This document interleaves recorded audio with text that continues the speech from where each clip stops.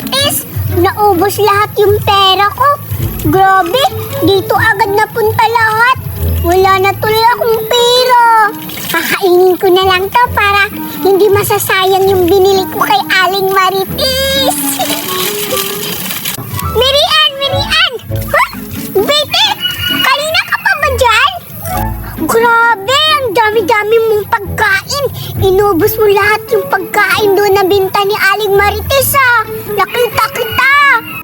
Tingnan mo, di ba?